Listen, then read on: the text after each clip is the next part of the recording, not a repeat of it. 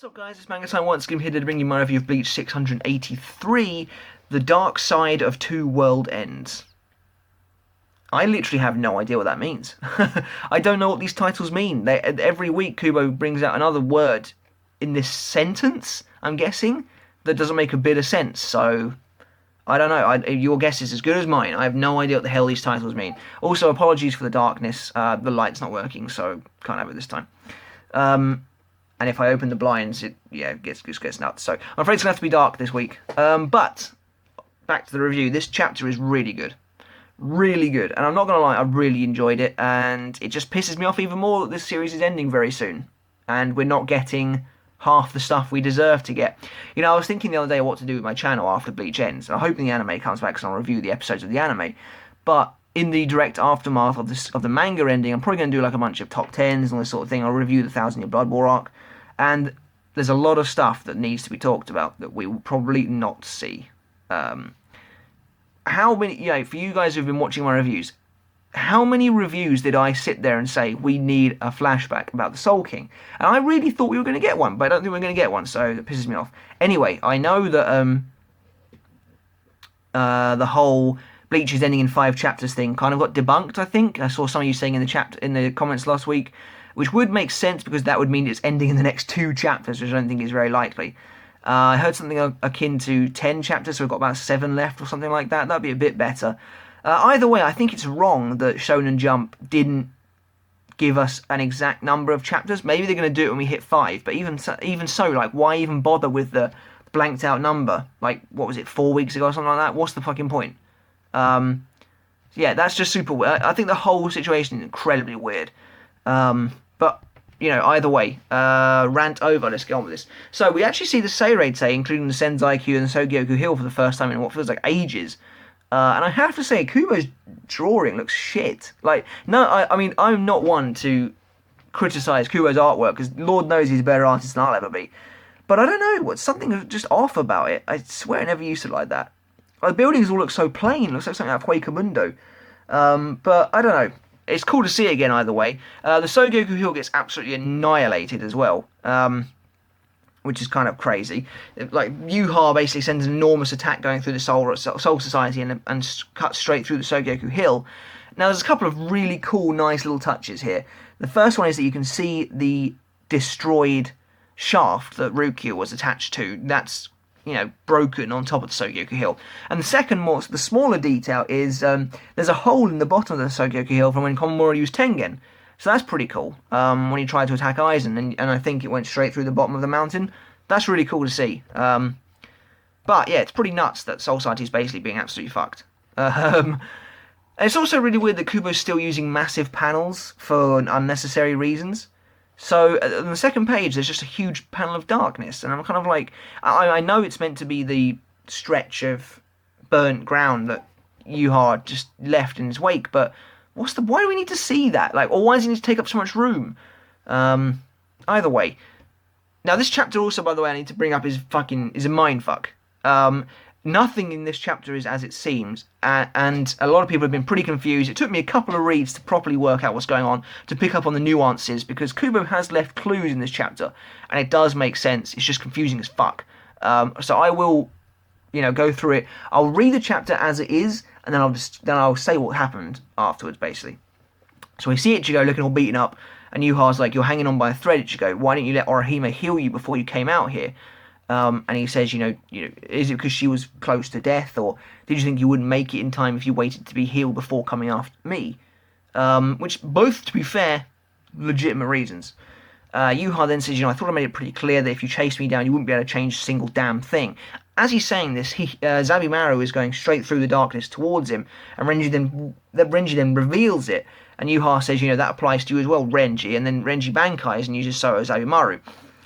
Instantly gets fucked. Was there ever any doubt that would happen? Now, I know this isn't the real Renji, but the exact same thing would have happened if this was the real Renji. Let's not kid ourselves. Renji's Bankai gets broken in half, loses an arm, and yeah, he just gets absolutely smashed. And I don't think Yhwach even does anything. It's just he just does it to him in the future. Because Yhwach says, when we get it through that thick skull of yours, even a meager Bankai will be made impotent. All Bankai have already been destroyed in the future. That's interesting. Does that mean... Because I'm still thinking we're going to get Aizen's Bankai in the next couple of chapters. So I don't know what that means for Aizen's Bankai, but I don't know. Anyway, Yhwach says you would still oppose me, so in order to drive this point home, I'll crush you with my very hands. As he does this, however, Aizen is suddenly there, with his fucking sword, of all things, which we'll get into later. And, yeah, just this chapter is awesome, because it's mostly Aizen versus Yhwach, which I did not expect, but last week's ending was a bit of a lie. So that's why. But like I said, I'll get into all that later, because it's going to get well confusing. So, basically, all you need to know is, Ichigo and Renji are not even really here. I don't think they partake in this fight at all until the last page. It's all Aizen, I think. So anyway, Yhwach says, Aizen, you're acting as a shield for Renji. Now I've seen it all. And he says, unifying before a common enemy, actions befitting the very losers that you detest so much. Aizen not having any of this bullshit, however, and he uses Hado 99, Jesus Christ, Goryu 10 Metsu, which means 5 swirling dragons of destruction. If that doesn't sound fucking awesome, I don't know what does. Let's see what it does. Oh.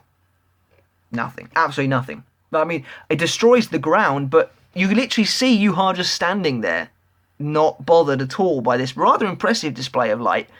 I have to be honest, 99 does look really cool.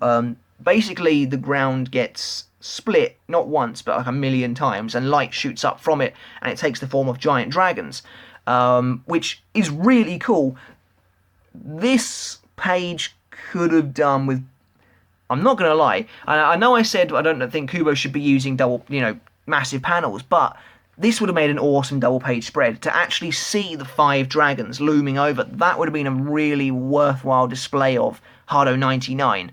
The legendary 99 as well. Let's face it, we've all been looking forward to seeing if we would ever see the most powerful Hado spell. And this is it. And it doesn't even get a full page. I mean, I know Kubo's you can definitely tell the pace has been amped up here. But again, we'll get into this sort of thing later. Aizen rushes towards Yhwach, and Yhwach says, by the way, you've not yet noticed your Kyokusui Getsu has already been broken, and Aizen's blade has been cracked. Now, it's weird that Aizen's got his blade. I imagine we're all thinking this, because he cast it aside in the Deicide arc, and it disappeared forever, you'd assume. I'm guessing that during his time in Muken, he got knowing it again. He was like, I apologise for what I did. I know it's not very Aizen to do that, but it's the only feasible way I can think he'd have it back again. Unless it's still attached to his body. Now, I know that he didn't have it when he was sitting in his chair, but it's possible he could just make it appear, because after all, Zanpakutos are part of people's souls. But either way, I think it's not a bad thing that Kyokusui gets his back seemingly out of nowhere, because we'll probably see Aizen's Bankai. I really think we will. Aizen gets surprised by this, and then Yhwach fucking sucker punches him in the stomach and sends him flying over the side of the cliff, which is pretty funny. I'm not going to lie. But however, Yhwach's like futile. I've already seen that as well. Ichigo, and as he turns around, Ichigo's kind of jumping towards him. Now, this is probably the most important panel in the chapter to really understand what the hell's going on. You might notice a couple of things about this panel that are a bit strange. One, Ichigo's lost an arm, which is weird, because he hadn't lost an arm beforehand, and you could be forgiven for thinking that Yhwach took his arm from him just then, but that seems unlikely. However, the bigger part of this, which I missed on my first read-through and got it on my second, Ichigo is wearing Renji's Bankai, or at least what's left of it anyway. He's got a shoulder pad on, and you can also see the spine breaking away. It's not like... Basically, what we're supposed to believe is that Renji, in the beginning of this chapter, was an illusion covering Ichigo, and now the illusion is breaking away off of Ichigo. This is not what's happening. Aizen's pulling us for like a triple bluff here, but like I said again, I'll get into it later. So Ichigo clashes with Yhwach, and Yhwach begins to break his sword again, and he's like, golden opportunity slipping through your fingers, Ichigo. Yhwach was like, you assessed the layout of our battle situation and decided it would be ideal for you to unite yourself with Aizen Sosuke. However, as you've clearly seen, Kyokusui Getsu's power is no match for mine either. The one to feel the wrath of my power in the first attack was Abarai Renji. Now the one whose arm I shall pluck off will be yours, Ichigo. Remember, nothing escapes my gaze. At which point he just annihilates Tensou Zangetsu. And now we get some pretty weird shit going on. So he says, rest in pieces, Ichigo. And he blows a massive hole through Ichigo's side.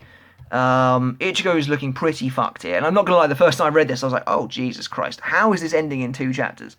Or 7 chapters or whatever. Basically, Yhwach is holding Ichigo up, and he says, it's been fun. Your resistance was mildly amusing, so the least I can do for you is erase your existence along with Soul Society. This panel here. There's more going on in this panel than it actually looks like. Yhwach is obviously holding Ichigo up, and you can see all of Yhwach's eyes in the darkness. I don't really know why, but they're all going in the flames and everything. In the background, fucking Seirete is falling over. The Sensei Q is collapsing. Everything is falling over. So, I still don't know how Kubo's going to wrap this up soon, because he still has ambitious ideas for the end of the series. He clearly is reducing Seirete to absolute rubble. I'm not going to lie, this is the sort of thing I wanted to see in the first invasion. When Yhwach was like, I'm going to reduce Seirete to rubble. He's actually knocked over the Seirete. The Sensei Q is falling over. So that's pretty crazy. But as Yhwach is holding Ichigo in the air, the truth is revealed, and Aizen says, I see, you think you're gazing at Ichigo Kurosaki. Fascinating. And I think what Aizen's saying here is he's worked out how to defeat the Almighty. He worked out how to trick Yhwach's eyes. He's also grabbing Yhwach's arm, which I think is him undoing the illusion. It's a nice little callback to Yamamoto grabbing Aizen's arm. Aizen's looking really fucking rough, though. He's lost his arm. He's got an arm through his is where the Hogyoku's supposed to be, I think. His blood coming out of his mouth. I don't think he's dead, though, obviously, because it's Aizen. And I think he's supposed to be immortal, so I don't actually know what's going to happen there.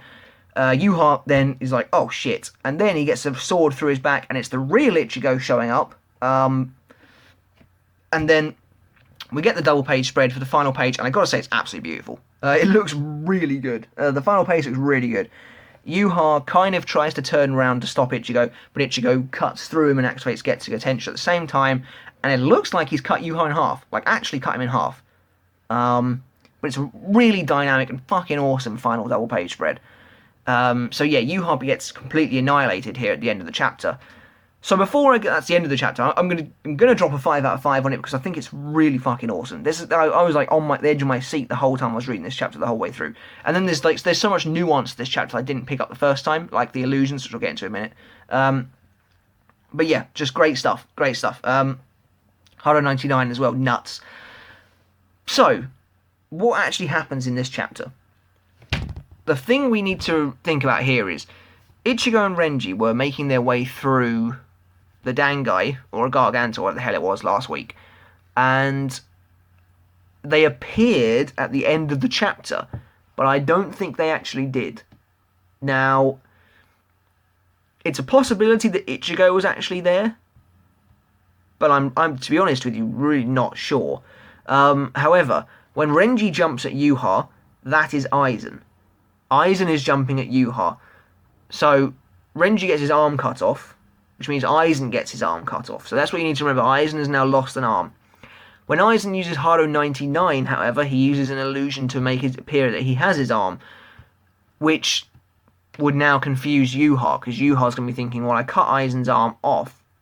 No, I cut Renji's arm off, sorry, so maybe Renji's not Aizen. See, this is very fucking confusing, but this is what happened. So then Yhwach gets rid of Aizen, and then Ichigo shows up. This is not Ichigo, this is Aizen. Now, the reason Aizen has made it so that Ichigo has lost an arm and is losing Renji's Bankai is to trick Yhwach into thinking that the Renji he attacked was Ichigo. The real Ichigo, but it's still Aizen. So it's a triple bluff, basically. Aizen makes Yhwach think that Renji is Ichigo rather than Aizen, but it is Aizen. And so Aizen covers up his own injuries to make it look like Ichigo is the one that was hurt. So to try and simplify this again, you have Renji. Renji gets his arm cut off, but this is still Aizen, but Aizen makes Ichigo appear without an arm to make Yhwach think that Ichigo was the one who was being disguised. And then when Yhwach punches a hole through Ichigo, this is all Aizen. Aizen's the one who's lost an arm, Aizen's the one who's been punched a hole through, and then so Yhwach's like, oh shit, and then Ichigo comes up behind, the real Ichigo comes up behind him, stabs him in the back, and then Getsuga's through him. So, really cool teamwork, to be fair. Yhwach does look pretty screwed. I think Yhwach is either going to go some kind of Volston dig next week, or... So I don't think he's dead. I'll tell you why. Because Kubo's left out a lot of plot points, but he literally created one last week where Uryu picks up that silver arrow, that's definitely going to be used to defeat Yhwach. So Yhwach is not down yet. He's either going to transform in some kind of Volstendig, or he is going to de-age into Old Man Zangetsu, and I really think that is highly likely, because I think that would make a very fitting final boss, would be the Old Man Zangetsu version of Yhwach. Now, a couple of gripes I have for this chapter. I know I said it was a 5 out of 5, and I was, but Ichigo better talk to Aizen. We already had it that Ginjo barely said a damn word to him, which was bollocks enough, and it looks like they're not going to speak again, which is terrible, but they better talk to Aizen. I will not be content with Ichigo just being perfectly fucking fine with Aizen being there out of nowhere. Like, you know, now that the real Ichigo has arrived, please let them just say something to each other at the beginning of the next chapter. Anything. Like, Ichigo's like, I'm going to put you back in jail when you're done here, and Aizen says something like, oh, really? Or something like that. Like, just anything. Literally anything. Aizen's had his moment talking to the Shinigami. That was good, even though he said nothing to Shi or Momo, which was weird. But I know Kubo is rushing, being made to rush, whatever. And the pacing has picked up. It really has. But please let there be some interaction between Aizen and Ichigo. That'd be so fucking weird if there isn't. But yeah, other than that, really, I loved this chapter. I thought it was really great. Aizen being a complete boss as well, just trolling like mad. I don't think he's dead, because he should still have the Hogyoku inside him, so... Although it did look like Yhwach punched him in that area, so I don't know. Guys, let me know in the comments below what you thought of this week's chapter. I thought it was absolutely crazy, to be honest with you. Did you like Hado 99? Even though, yeah, it was a bit...